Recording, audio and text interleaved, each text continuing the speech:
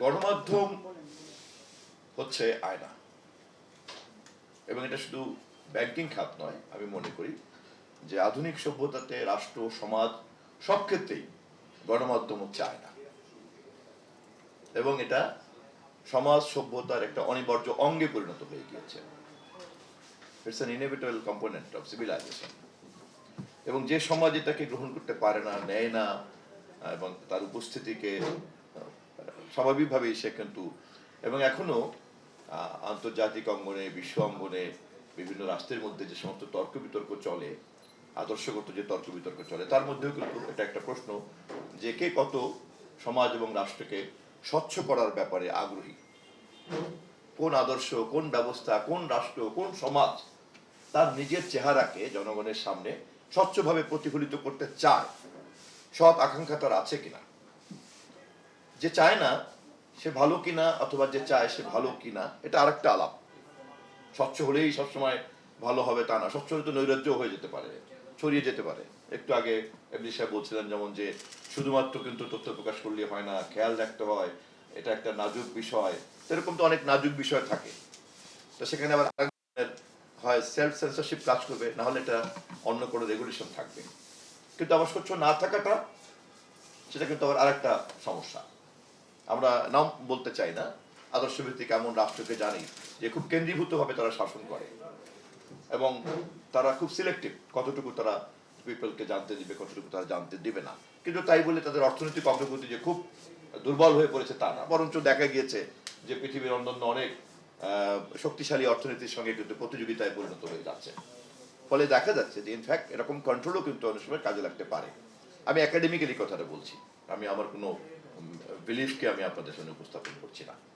আমি কথাটা প্রথমেই বললাম এই কারণে, অতএব গণমাধ্যমের মতো আয়না যদি গঠন প্রক্রিয়ার দিক থেকে কোয়ালিটেটিভ কনফার্মেশন না থাকে, তাহলে কিন্তু শুধুমাত্র আয়না হলেই যে সঠিক চেহারা দেখা যাবে তা কিন্তু না, বরঞ্চ আরো ডেঞ্জারাস।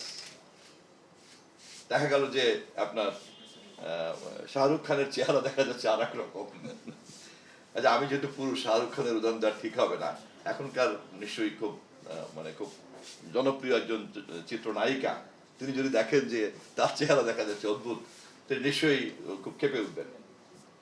তো ফলে গণমাধ্যমকে প্রথমেই কিন্তু আমি পরামর্শ দিব, অনুরোধ করব, এবং আমি নিজে যেহেতু গণমাধ্যমের সঙ্গে এখন কাজ করতে হচ্ছে, এবং আমি দুটো বিষয় খুব পরিষ্কারভাবে বুঝি। একটা হচ্ছে গণমাধ্যম ছাড়া রাষ্ট্র, সমাজ অচল। এখনকার কোনো আধুনিক সমাজ, রাষ্ট্র চলতে পারে না। আবার সেই কারণেই গণমাধ্যমের কোয়ালিটেটিভ এক্সিস্টেন্স, কোয়ালিটেটিভ প্রেজেন্স, এটা কিন্তু কনফার্ম করতে হবে। তার বিল্ট ইন সিস্টেমের মধ্যে এমন কোনো সমস্যা আছে কিনা যা তাকে সঠিকভাবে প্রতিবিম্ব এবং প্রতিফলিত করার সুযোগ দেয় না, এবং সে তা জানে কিনা যে তার বিল্ট ইন সিস্টেমের মধ্যে প্রবলেমটা আছে।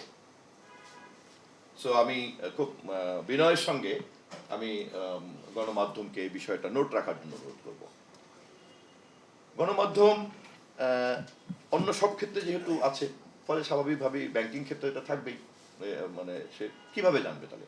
আমি তো আগেই এটা বললাম, রাষ্ট্র যদি সুশাসন নিশ্চিত না করতে পারে, বা সমাজ যদি না পারে, রাজনৈতিক প্রক্রিয়া যদি না পারে, তাহলে শুধু বিচ্ছিন্ন বিক্ষিপ্তভাবে গণমাধ্যমের উপস্থিতির কারণে একটা সুন্দর ব্যাংকিং খাতে সুশাসন বিরাজ করবে, এটা তো আশা করা যায় না।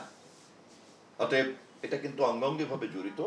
দেশের রাজনৈতিক প্রক্রিয়া রাষ্ট্র এবং সমাজের মধ্যে সেই সুশাসনকে নিশ্চিত করতে পেরেছে কি পারেনি, যতটুকু পেরেছে ওই প্যারামিটারের মাপেই কিন্তু ব্যাংকিং খাতের সুশাসনের জন্য গণমাধ্যমের ভূমিকা কিন্তু ওই প্যারামিটারের খাতেই কিন্তু ওটা কিন্তু নির্ধারিত হবে।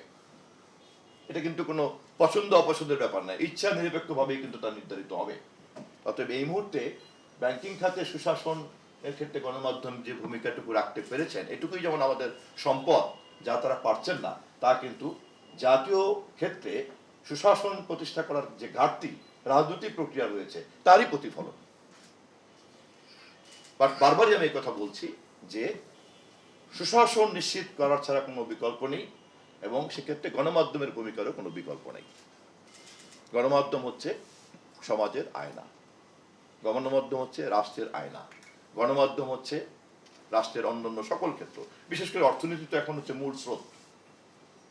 পৃথিবী এখন যেদিকে ধাবিত হচ্ছে, নিশ্চয়ই সম্রাট আকবরের সময়কার যে খাজনা তোলার অর্থনীতি, ওটা তো একমাত্র অর্থনীতি না। এখনকার অর্থনীতি তো অনেক বেশি বিস্তৃত, অনেক বেশি বিস্তৃত।